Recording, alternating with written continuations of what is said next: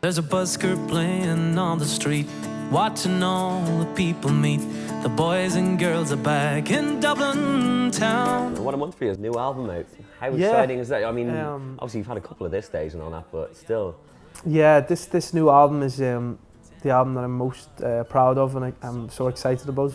I've co-written 8 of the songs on it, so there's a lot of my own songs on this one this time, which is a bit nerve-wracking in the fact that I'm hoping people will like them. If they don't, I'm going to be crying. No, I won't be, but I'll be, you know, I'm just really hoping that people will like them. There's a stag do here from Liverpool, chasing hens and on the boat.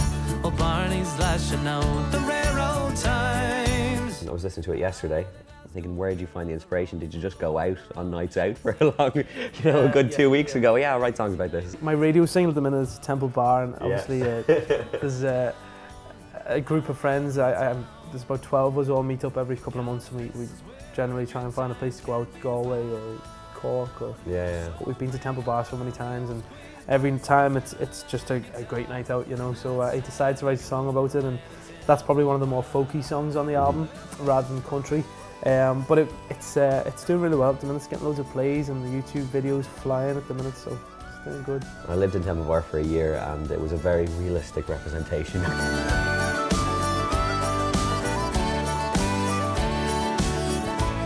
I'm going into rehearsals this week to get all these album tracks in the show, and because I didn't really want to do them beforehand because no one would have known them. So you know, once they will have heard a lot of the tracks, we're going to be doing them in the show as well. So that'll help things. You seem to have a pretty fanatical audience, though, that will probably learn it within 10 seconds of hearing it. Yeah, I know. I'm really lucky. You know, I've worked really hard at trying to build a fan base over the last well, since I left school at 17 to gig in pubs to 6 people sometimes, me and 5 bar staff, and you know. But I think you learn your trade that way, and you learn a lot of things about handling a crowd and an audience, and you know, it helps all the time to be performing and learning new things. You said 6 people there, from 6 people to what, 25,000 at St Patrick's Day? That's insane. That is crazy. What happened there? Trafalgar Square in London. Crazy. And it was amazing. I was lucky enough, they asked me to come over with the band, and we were on tour in England at that stage, so it was handy enough. And I did I think it was a 45-minute set, and it was great. So many new people, and so 25,000 people. Yeah, it was mental.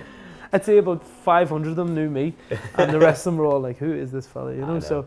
Morning, beautiful. How was your night?